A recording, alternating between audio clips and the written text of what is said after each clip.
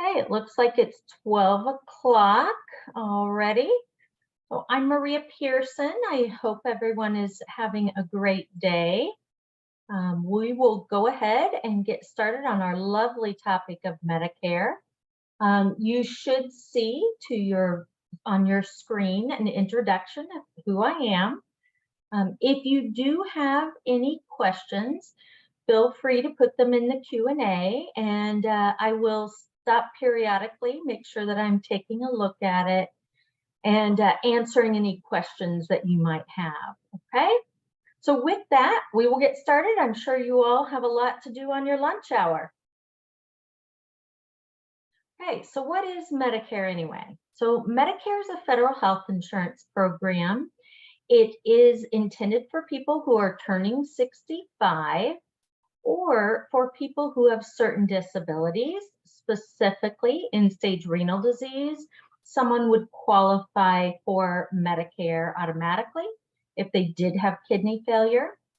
Otherwise, if someone is under 65 and they are receiving a Social Security disability check, they would automatically receive their Medicare card roughly 3 months before they are deemed eligible for Medicare. So they would have to be on disability for 24 months to qualify under age 65. And then at age 65, people do qualify for Medicare due to age, okay? That is mostly what we will be focusing on today. However, many of the basics apply to Medicare for any age, and someone would qualify, okay? Now, I do make sure people understand what the difference is between Medicare and Medicaid. That gets rather confusing. Think of it this way. Medicaid is intended for people who need aid because they lack income and resource levels, okay? So Medicaid, someone may be on at any age. Someone can also be Medicaid and Medicare eligible at the same time. We refer to those individuals as dual eligible participants. And if someone has dual eligibility, there are special plans available to them, okay? So just keep that in mind. Just a little bit of knowledge there on the difference between Medicare and Medicaid. Medicaid would be run through the state through the Family Social Services Office, okay? Looking at the parts of Medicare, we'll get into these each a little deeper in a moment, but we have Part A and Part B, which are original Medicare. Part A covers hospital care, and Part B covers medical care, so doctors and outpatient services. We also have Part C and D that came about in 2006. And those plans were designed to give people additional options for coverage. So Part C is where we have Advantage plans, and Part D is prescription drug coverage, okay? I'll explain more about those later. So let's specifically talk about original Medicare. So no matter what you would do when you retire, or if you're retired and you're turning 65 or maybe end-stage renal disease or disability, you would have to have Part A and B in order to pick up any other additional coverage. Now, you enroll in Part A and B through the Social Security office. We'll talk about the timeline and how you go about that. But for now, know that Part A, your hospital coverage, as long as you worked paying Medicare taxes for 10 years, the premium is $0, okay? If you have not worked yourself, but you've been married to someone who paid those taxes for 10 years, you would also qualify for $0 premium Part A. Now, just because premium is $0 doesn't mean you don't pay anything when you go to the hospital. If you go to the hospital, you will pay the first $1,600. That would be for a stay anywhere from 1 night to 60 nights. If you were admitted to the hospital for a few nights and then you go home and you go back 4 months later, you would pay the $1,600 again, okay? Now, if you are there continuously, and now you're there day 61, okay? Day 61, you begin paying a copay per day, okay? So that is different than that $1,600 deductible for 60 days. Days 61 through 90, $400 a day. And then days 91 through 50, you would pay $800 a day, okay? What you do need to know is days 91 through 50 are considered lifetime reserve days. So let's say you're in the hospital 100 days, you might use 10 of them. You still have 50 to use later in life beyond day 90. Now they'll work really hard to get you out by day 90, however. You also have hospice care covered under Part A. You have blood as far as transfusions, but you are responsible for the first 3 pints each calendar year. And you potentially have access to 100 days of skilled nursing care. This would have to follow a qualifying hospital stay. It is not designed to cover chronic long-term care needs. So if you would be in the nursing home, say following a stroke, you have an additional stroke, they keep thinking you will need more extended care, that is when you get into either paying privately, having long-term care insurance, or spending down to Medicaid, okay? So just know no part of Medicare covers a chronic long-term care stay in skilled nursing, okay? Part B, this is where your medical coverage comes into place. They will cover your doctors and outpatient procedures. You do pay a premium for Part B of $164.90 a month, okay? Now I do have a note there that says IRMAA. IRMAA stands for Income Related Monthly Adjustment Amounts, okay? If your income was at a higher level 2 years ago, so they look at your modified adjusted gross income 2 years ago, if it was higher, then you will pay an additional amount for your Part B, okay? If anyone needs that IRMAA chart, let me know. For an individual, I have the chart here. For an individual, it would be higher than $97,000. If you are filing a joint tax return, it's $194,000 or above. And then there are graduated amounts from there, okay? So just keep in mind the basic premium for Part B is $164.90 a month, okay? Then if you have claims, you will start paying by paying the first $226, okay? That is your annual deductible. Then Medicare begins paying 80% and you would pay 20% of the claims. You do need to know that there is no maximum out-of-pocket limit, okay? Now, Part B is one of the areas where you could potentially have a penalty, okay? Now, I want to stop for a moment. I have a question that came in, and this question kind of coincides with this penalty discussion that I will go through. So the question is it true that you can skip Part B if you sign up for an Advantage plan? And that is not true. If you have an Advantage plan, you have to pick up Part B. So if you plan to move to Medicare entirely, you have to have A and B, okay? Now, this penalty would occur if you leave employer coverage and you don't pick up Part B. If you are covered by an employer plan, you will always be able to avoid that penalty, no matter whether you're with a large employer or small employer. And we'll get into when you may still need to pick up Part B, especially with a small employer. But as long as you have employer coverage, you do not have to pick up Part B, and you do not have to worry about a penalty, okay? There are some circumstances that we'll go over later where you may want to pick it up, however. But if you're still working, the employer coverage will avoid the Part B penalty, okay? So just keep that in mind. So if someone is retiring, they're losing employer coverage, they definitely have to get Part A and B, okay? Now you don't technically have to pick up Part A at 65, even if you're still on an employer plan. And we'll go over a scenario with health savings accounts that may make you decide you don't want to pick up Part A yet, okay? So just keep that in mind. You don't have to pick up Part A at 65, even if you're working still. So just keep that in mind. All right. So Part C Advantage plans. This kind of leads into the question that I had here. But if you do want to enroll in a Medicare Advantage plan, you must pick up Part A and B. So in no scenario would you be allowed to have an Advantage plan and only have Part A.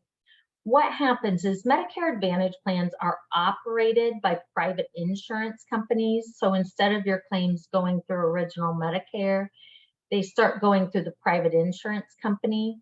But then the government doles out that Part B premium they're collecting to the private insurance company as they file claims and cross their T's and dot their I's, okay? So just know you do have to have A and B. Most of these plans incorporate Part D for prescription drug coverage. So they wrap everything into one plan for them, okay? The few plans that do not have drug coverage are really primarily intended for people who have veterans benefits and use the VA for their prescription coverage. Now, Part C plans will have a network of doctors. So not only does the doctor need to take Medicare, but they need to be within the network in order for you to save the most money out of your pocket. Some plans will be on a PPO, Preferred Provider Organization model, where you can see any doctor, but if you stay in network, you will pay less out of your pocket. You go out of network, you still have some coverage, but they may only pay 50 or 60% of the coverage, okay? Now, you could also enroll in a plan known as an HMO, a Health Maintenance Organization plan. Those plans have in-network benefits only, unless they have a point of service option with them. So that's just another type of HMO that gives you a little bit of flexibility for out of network providers, but primarily you would want to stay within the HMO network for all of your coverage to make sure you save the most. Now, these plans will change yearly. Some of the changes may be minor. Maybe premium goes up or down a little, maybe copays adjust a little. You know, for the most part on these, as long as you're in network, any doctor or outpatient procedure, they're required to pay at least 80% of the claim. So that's a standard model for an Advantage plan. But just know that they do change yearly. The annual enrollment period that is in the fall will allow you to change your Advantage plan. It will also allow someone to pick up a Medicare Advantage plan if they've never had coverage before, okay? Again, they'd have to get their A and B first. So just know they must cover what original Medicare covers, but they're not required to cover the copays or the 20% co-insurance that you would have under original Medicare. They are required, however, to have a maximum out-of-pocket limit on those plans, okay? All right. Now, Part D, this is where prescription drug plans come into play. If somebody was just to stay on original Medicare A and B, they would want to look at a prescription drug plan. These do also change yearly, and you can change your plan during open enrollment, or if you never had a qualifying drug plan, you can pick one up during that time frame, okay? Now, Part D is the other area where a penalty can be assessed on someone. Do know this penalty could occur if you're on an employer plan and that employer plan is not deemed creditable. That would mean that the employer plan does not cover medications as well as a Medicare standalone drug plan. So if you are 65 or older and still working, I would encourage you to ask your employer if you have a creditable coverage notice. In the past couple of years, we've seen a big change where almost all plans are deemed creditable. It's a review, you know, let's use, say, Anthem, United Healthcare, Cigna, Aetna, the group plans. they have to have the Center for Medicare and Medicaid Services check their coverage when they file the plan to see if it is deemed creditable. So your human resources person should know whether it is creditable or not. And if they don't, they can go to the company that they get their benefits through to find out this answer, okay? You may be getting your creditable coverage notice each year. They are supposed to send that out, but sometimes it gets missed or lost in the shuffle. There's a lot going on during open enrollment, okay? If you were to be penalized, so let's say you take no medicines, you decide you don't want to pick up a drug plan, and you go for 2 years without a drug plan, and maybe you're even in the middle of a calendar year, and now you're needing medications. Number one, you cannot get into the drug plan then until the open enrollment, October 15th through December 7th, and your plan would start January 1. But they would take the number of months that you went without qualifying drug coverage times 1% of the average cost of a drug plan, okay? Currently, the average cost is $31.50 a month. So they take 0.315 times the number of months you went without coverage, and this penalty is charged to you every month the remainder of your life once you do get enrolled in a drug plan, okay? Now, is specifically in Indiana, for example, if someone doesn't take medications, there's a plan for under $5 that you can enroll in. It will give you very good coverage if you suddenly need an antibiotic or something that's tier 1, and then a little bit of a copay for the higher tiers. But it's a great way to avoid that penalty, okay? So just know, be aware of that information. Ask your human resources if your plan is deemed creditable, okay? Now, I'm going to stop a moment and ask a question here. I have a question that came in. Does qualifying for Medicare at age 65 allow an employee to drop employer coverage mid-year as a qualifying event, assuming they are still employed full-time? Yes. So if someone is Medicare eligible, they may drop their employer plan, okay? They don't have to, the employer can't make them necessarily, but we'll talk later about if your employer has fewer than 20 employees, it's almost always needed to drop them off that plan because of who would be primary payer. So yes, you do have a qualifying event when you turn 65 to leave the employer plan. Hopefully that gave you the information that you needed. Okay, moving on. I did just answer one other question. I think you're doing a great job just typing them in and getting them to me. So I'll just keep checking for those, but don't be shy if you have any. Chances are someone else has the same question. Okay, let's talk about when you can sign up for Medicare. We are specifically going to focus right here on when you are turning 65. So you will have a 7-month window that they call the IEP, Initial Enrollment Period. So this time frame starts 3 months prior to the month of your 65th birthday, okay? So your Part A and B would begin the first of the month that you turn 65, okay? If you are lucky enough to have your birthday on the first day of the month, you actually get your Medicare 1 month earlier. So for example, if your birthday is March 1st, you're eligible for Medicare February 1st. But if your birthday is March 15th, you're eligible March 1st, okay?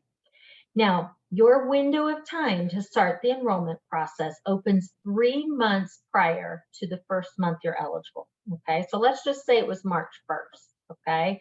Your window would have opened on December 1st to start the process to enroll.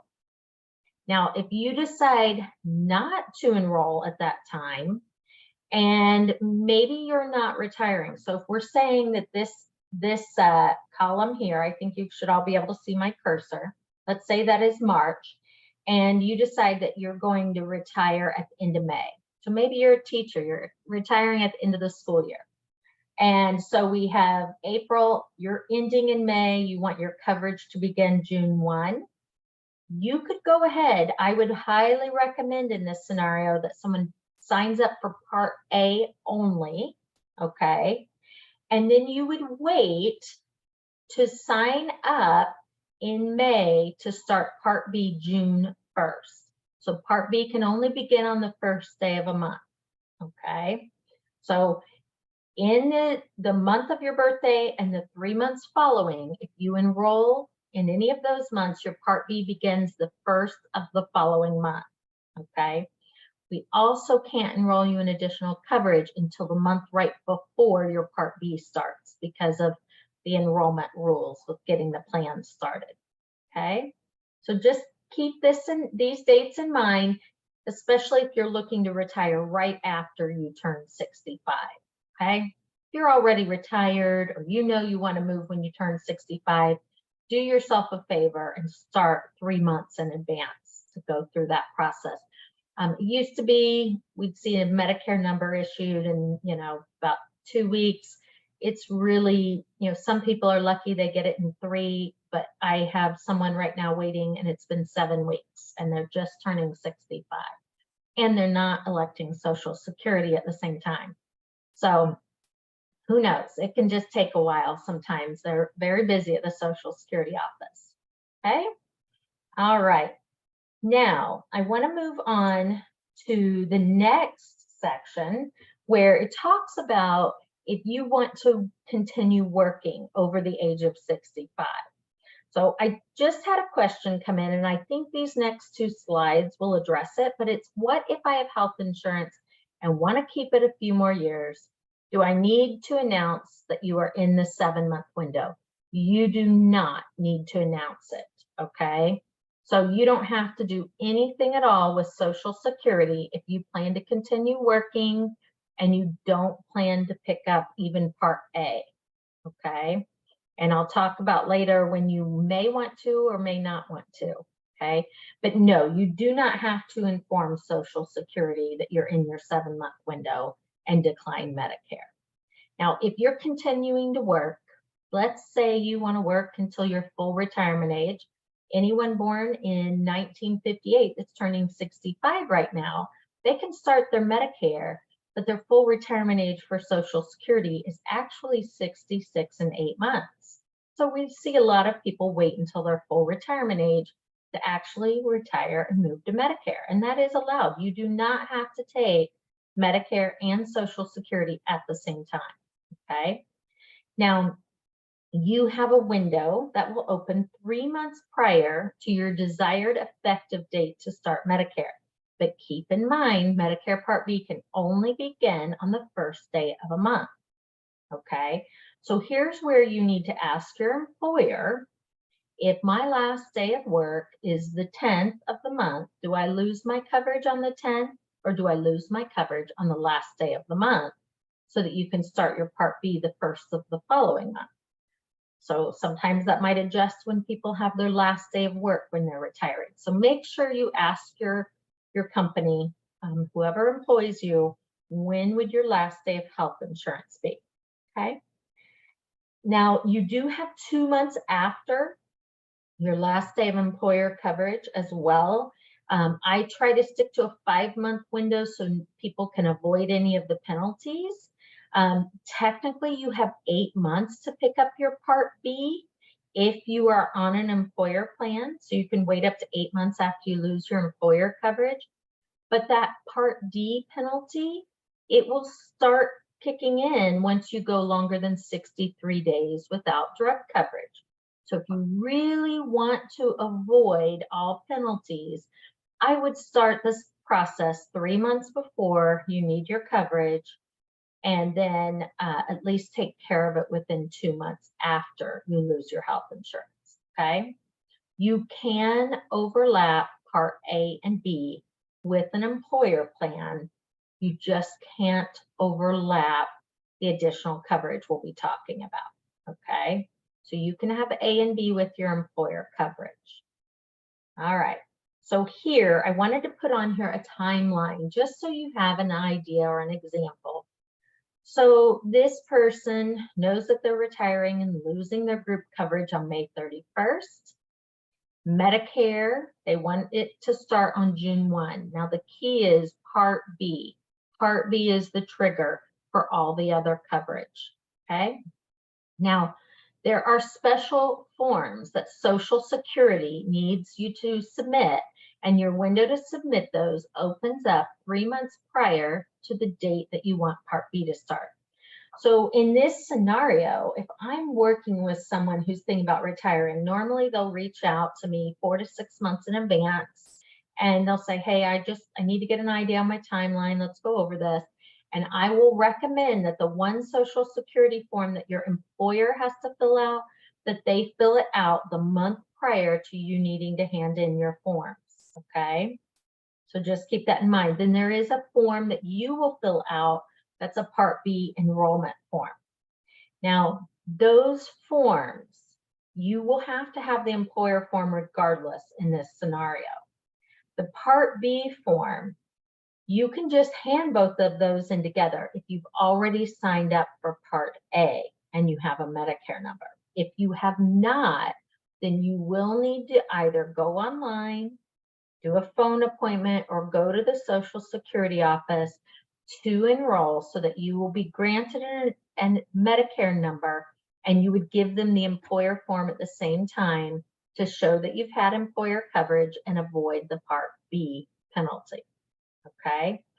So what I typically will see is if somebody's thinking about retiring, they'll reach out, I'll meet with them and go over what their expected timeline will be so that they know what to do and when. Because if you are over 65 and you have not picked up Part A, when you go to enroll, they will backdate your Part A 6 months from the month that you do your enrollment, okay? And the Part A doesn't cost you anything, so it's no premium. That's not a big deal. But later on, we'll talk about how savings accounts and the effect that has on them, okay? Now, I have another question here. All right. I retired at 62, paying for health insurance personally and not part of an employer plan. Okay. They like the plan. Do they need to announce their 7-month window? Yes. If you are on any coverage for under age 65, you must move to Medicare at age 65. Okay. If you retired at 62 and you went ahead and triggered Social Security, you will automatically receive your Medicare card 3 months prior to the first of the month that you turn 65 or when you're eligible for Medicare. So even if you like that plan, you can't keep it. If you are receiving subsidy on the marketplace, your subsidy will go away. You will be required to pay 100% of the premium for the marketplace coverage if you decide that you wanted to stay on the marketplace, but you would have to still pick up A and B. And believe me, the Medicare options are much better than the marketplace, especially if you go to paying full premium, okay? So just keep that in mind. Once you turn 65, you would have to move to Medicare if you're on an individual plan of any type, okay? So hopefully, if you have more questions around that, I think I answered that sufficiently, but please let me know, okay? All right, moving forward. This is the slide where we're going to talk about the effect of health savings accounts on Medicare, okay, or vice versa. So once a person has enrolled in Part A Medicare, you're no longer eligible to take HSA contributions from an employer or contribute to them without paying tax on those dollars, okay? So you would definitely stop your own contributions. If you have Part A Medicare, your contributions to the HSA will begin to be taxed, okay? And for each 12-month period that you are contributing and you have Medicare Part A, you would face a 6% penalty on those contributions also. So it doesn't mean you cannot be on the employer plan with the health savings account feature, but if you have Part A, you need to stop contributions. Now, a lot of people will say, well, because it is true, the employer will need to keep giving you contributions as part of what would be required as an employee. But you will then pay tax on those contributions, okay? And you could pay a 6% penalty. So the key thing here is if you have not elected Social Security and you are still working and you have a high deductible plan that you're contributing to an HSA, you want to continue contributing, you need to not take Part A Medicare, okay? And you don't have to, you won't be penalized, okay? So having that employer coverage will prevent that penalty. Now, if you have elected to take Social Security, you can't decline Part A. You have to take it. So they will automatically send you a card 3 months before your 65th birthday. And, or if you're still working and then you're at full retirement age and you take Social Security, they will go ahead and send you a Medicare card. Now, typically in those scenarios, when you sign up for your Social Security, they will ask you if you want Part B yet, okay? So this gets a little complicated because the other thing is, remember, if you're over 65 and you go to enroll in Medicare, they will backdate your Part A 6 months. Now, it's not backdated prior to age 65 ever, unless, of course, you had it due to disability, but they will backdate it up to 6 months, but not prior to the month you turn 65, okay? So this gets a little complicated, but it's something you need to be aware of. Again, you can stay on that health savings account style plan, or maybe you have a younger spouse, and you're contributing in your name. Technically, they're going under your name, but if you have a family amount that you're allowed to contribute to, then you may not have to worry as much about those contributions being taxed, okay? All right, very confusing part, but if you go to Social Security, they'll often say, well, Part A doesn't like HSA, so just know you shouldn't have them both, okay? All right, moving forward, we're going to talk now about what your options look like under Medicare. This area usually will give someone an idea if they're still working, okay? How does this compare to my employer plan? What would I pay in comparison to how much I pay for the employer option, okay? Of course, if you are already retired and you're turning 65, you need to be looking at these more closely, okay? Or if you're getting ready to retire. All right, so option 1, Medicare supplement, also known as Medigap. They like to give 2 names to a lot of things under Medicare. They also like to give us alphabet soup. So it is important to know that this ABCD up here is not the same as the original Medicare A, B, and then Part C and D that were added in 2006. These are plans that help pay for what Medicare doesn't pick up under original Medicare, okay? These are offered by multiple carriers, but if if you have multiple carriers offering the same plan, say Plan G, they all have to have the same health benefits. Now they can have different premiums, but they must have the same health benefits, okay? Now, in 2020, Plans C and F went away for anyone newly eligible for Medicare. So if you were born 1955 and later, you cannot get into Plan C or F. F used to be considered the Cadillac of coverage. It picks up 100% of what Medicare doesn't pay.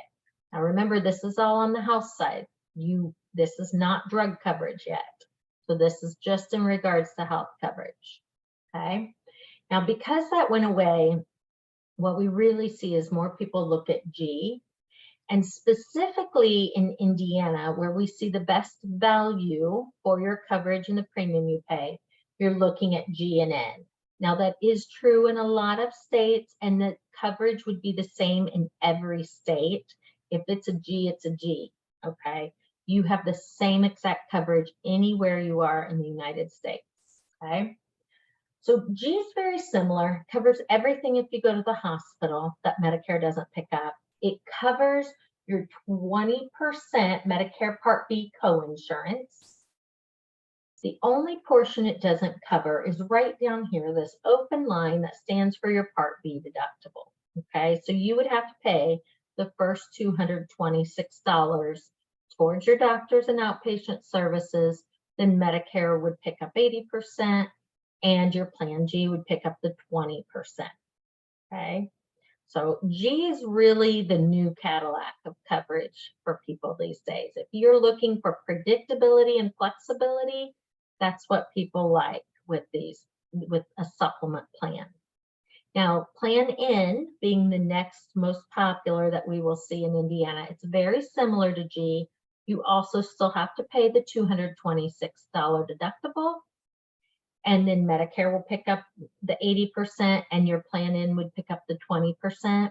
It still covers 100% of your hospital costs, okay?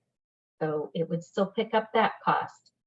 What Plan N has is these three little stars, and I realize I don't have the details on the bottom, but I'm going to tell you what they stand for. So this page is directly out of the Medicare and You Guide, but those three little stars stand for copays. You go to the primary doctor, you will pay a $20 copay. You go to the emergency room and you're not admitted, it would be a $50 copay. So really pretty reasonable, probably what you're used to a lot with employer plans. The only other potential charge under N is what we refer to as excess charges. Excess charges can occur if you see a doctor for something that Medicare would cover, but that doctor isn't contracted to take Medicare. You can be charged up to 15% above the Medicare negotiated rate for that procedure. Now, most doctors across the US do take Medicare. We do have some that do not take Medicare. Many of them might be performing procedures Medicare wouldn't cover, so they might not be considered medically necessary, for instance, you know, the cosmetic surgery, that type of thing, okay? Now, G and N will have different premiums. So most people looking at N, they'll maybe accept some copays to save on premium. The other plan out of this chart that we see quite a bit of is this G with this little asterisk. And that's for the person who they want to still be able to see any doctor anywhere they are, but they don't mind some higher out-of-pocket expenses. That's considered a G high deductible. I like to think of it more as an out-of-pocket max because you would pay towards all your hospital or doctor and outpatient services up to a maximum of $2,700, okay? So once you've met $2,700, then everything would be covered by the G high deductible plan, okay? So you can still see any doctor, you still have the flexibility there. Just know if you go to the hospital, for example, you will pay the first $1,600, then Medicare will pick up the rest, but the $1,600 you pay will count towards your $2,700, okay? So food for thought there. Those are really the three that we see most of the time in Indiana. I will tell you in most states, G and N are going to be your popular plans as well. And the G high deductible, occasionally we'll see KL and M in other states as well, okay? Now with the Medigap plan or Medicare supplement, you must pick up a separate drug plan. So I mentioned if you don't, you would have a penalty. Now, Medicare.gov has a tool, and that's the tool that we use to help look at your drug coverage. So if you decide that you wanted to work with Henriette Group, we'll get a detailed list of your medications. So we would need, hey, you take lisinopril, 10 milligrams, do you take it one time a day, and do you buy it in a 30 or 90-day supply? We would find out what pharmacy you go to. These are very dependent on where you reside. So what address do you have on file with Social Security? We need that zip code, county of residence, and all that information goes into the Medicare.gov tool, and it helps determine how do we make sure you are saving the most on your medications, okay? Anyone has access to this tool. It's not the most intuitive. If you use it a lot, then you get more used to it and it's a little easier to read. But just keep in mind, this tool will be the best way to determine what drug plan you should be on. Of course, the average cost of a drug plan is $31.50 in the United States. Indiana specifically, the drug plans run under $5 to over $100. So you have a wide range. In Indiana, most counties have 24 plans. It's somewhere in that range, maybe up to 30 in some other states. Okay, so these will be very county specific. If you move, you'll be granted a 60-day window to change your drug plan. Okay, and of course, every year you have the opportunity during annual enrollment period to make a change to your drug plan.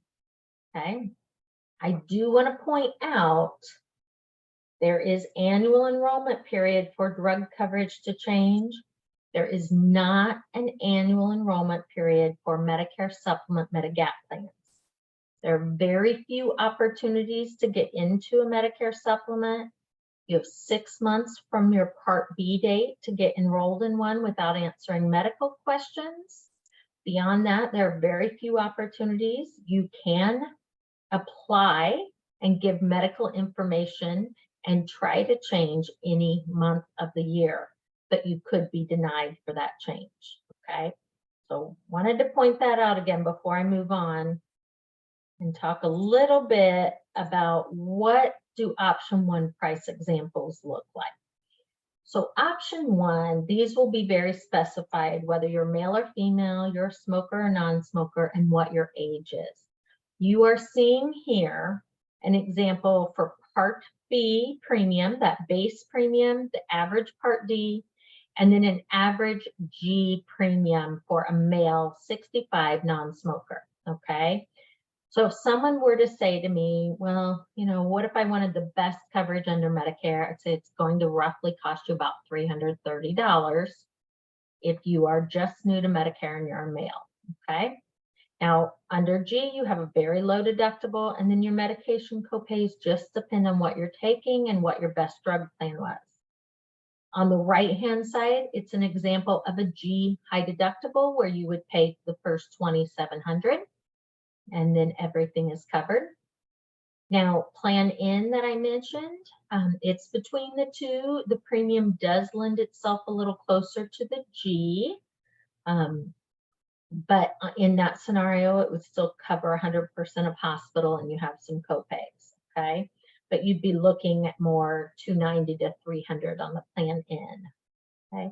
So hopefully this gives you a rough idea of what to expect in costs if you choose the Medicare supplement route, okay? Now, option 2, back to Medicare Advantage plan. So that's Part C of Medicare. So again, you would have to enroll in A and B. You're definitely going to be paying the $164.90 at minimum, okay? It must cover what original Medicare covers. For example, at least in network, they have to pay at least 80% of Part B type services. And then they just schedule out differently how a hospitalization would be paid or how you would pay for that, and what portion it would be. So it's not going to be that flat $1,600 that you get under original Medicare, okay? They must have an out-of-pocket maximum. Keep in mind, your doctor not only needs to take Medicare, but you have a network of doctors. So if we help someone who wants to go into a Medicare Advantage plan, you know, I definitely look up all of the doctors that they want to have access to, okay? And again, these change yearly. Now, if you're happy with your plan, it will automatically roll into the next year unless they eliminate your plan altogether, and then they have to send you a letter and make sure you're well aware of that. So if you're happy with your plan, you don't need to do anything. But if you are unhappy or you think maybe there's a better option, you can make a change during the annual enrollment period.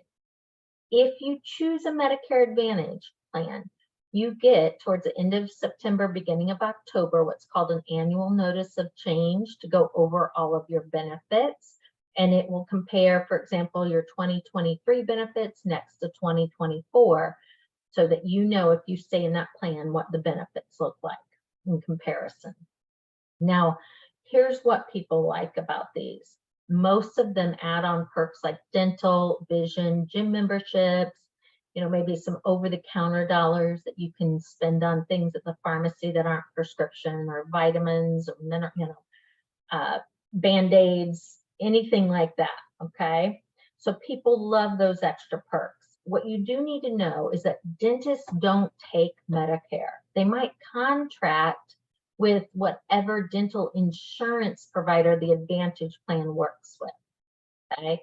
But dentists do not take Medicare, okay? So that's very important. Now, some may take Medicaid, which is different, okay? But that gets rather confusing. So ultimately, when we're working with someone, we help them break down, is their philosophy more like option 1, higher premium, lower out of pocket, see any doctor, or option 2, where they will have a lower premium and they might have more out of pocket.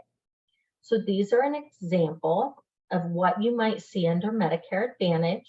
These premiums are the same whether you're male, female, 65, 85, smoker, or non-smoker. They are dependent on what county you live in.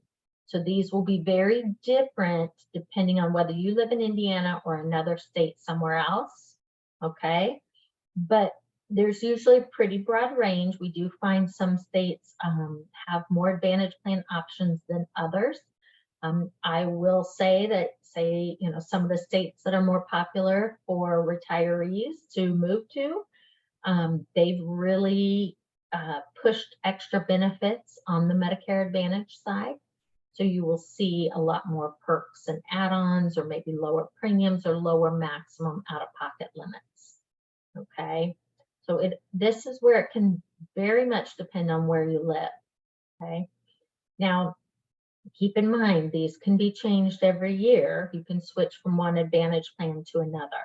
What you can't do on a guaranteed basis is move back to a supplement. So if you've been on a Medicare Advantage plan for 12 months or longer, you do not have a guaranteed opportunity to go back to the Medicare supplement plan, okay?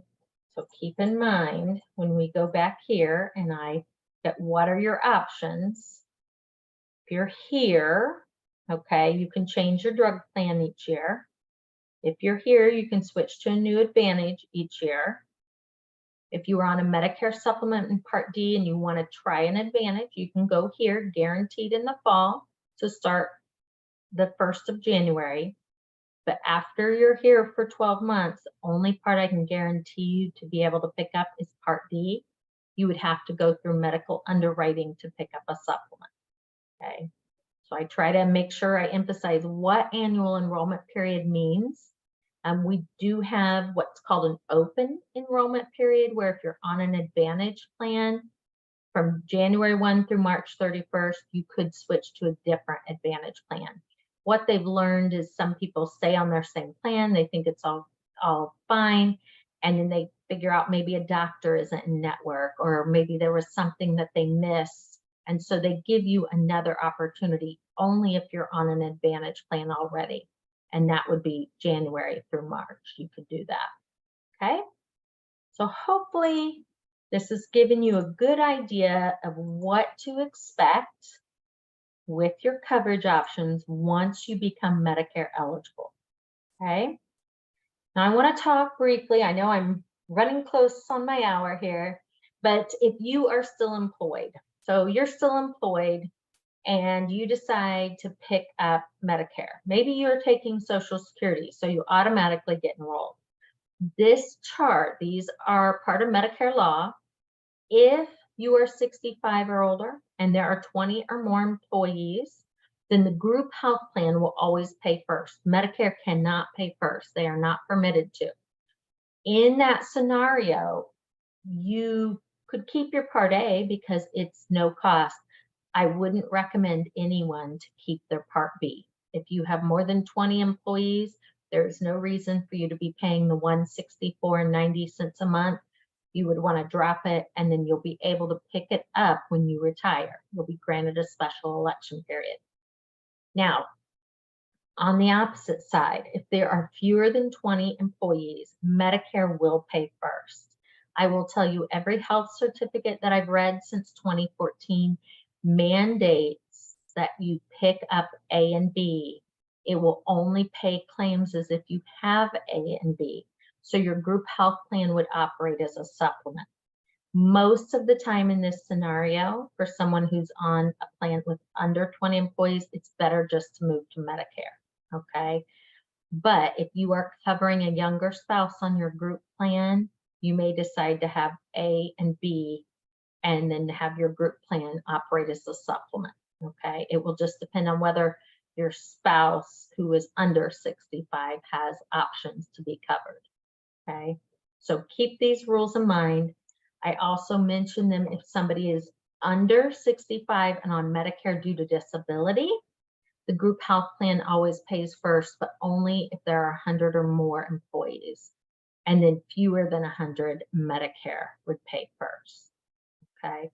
So it's important to know these rules, because if there would be fewer than 100, someone becomes Medicare eligible due to disability, it's almost always better that they move to Medicare, okay? As far as cost or out of pocket, it could depend on what medications the person is taking, but something to consider there, okay? All right, I'm not seeing any new questions, but again, don't be shy if you have any. I'm just going to briefly mention prescription drug stages. Each year I hear less and less, but people will come in and say, oh, my parents, they used to hit this donut hole, or somebody told me I need to be aware of the donut hole. It does exist on all qualified Medicare drug plans. It's a drug stages where they show different costs for you. So initially, they are going to count what you pay and insurance pays, and your cost may include the deductible. The max deductible they allow this year is $505. So if you meet that deductible, that counts. And then you're paying costs for medicine, they're paying costs for medicine. Everything counts. Once you would hit $4,660 between insurance and you go to this phase called the coverage gap, and that's the phase that people would refer to as the donut hole.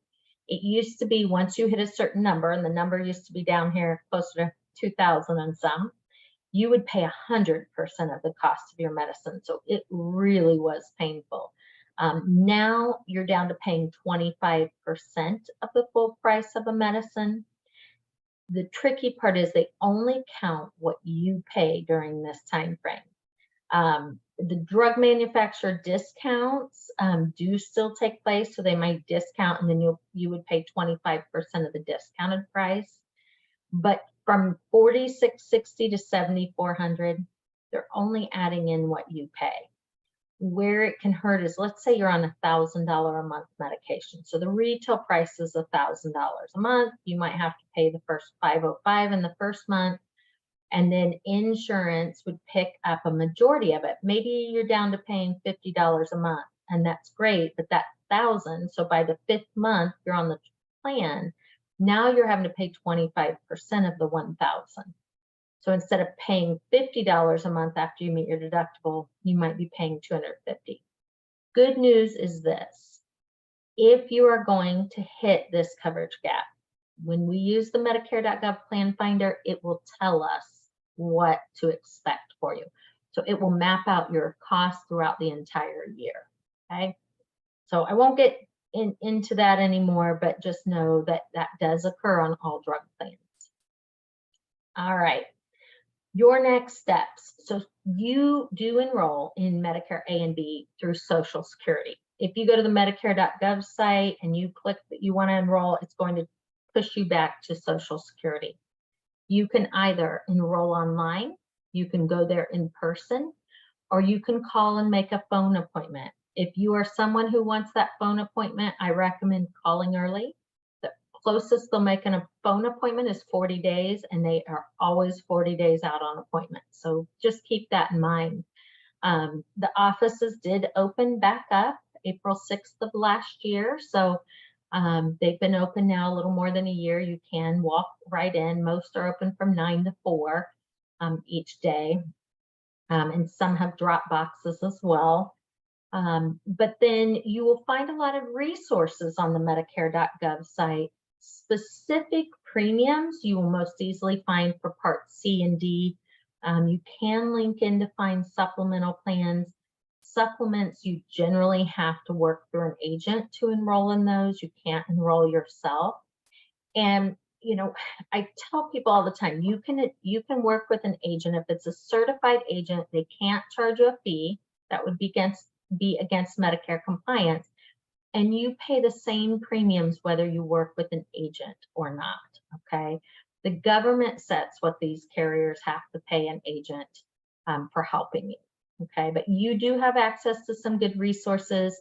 If you're someone who has a socialsecurity.gov account, you're wanting to sign up just for Medicare, not terribly difficult. And I'm happy even to email instructions to you, okay? So just know you have a lot of good resources there available. Now,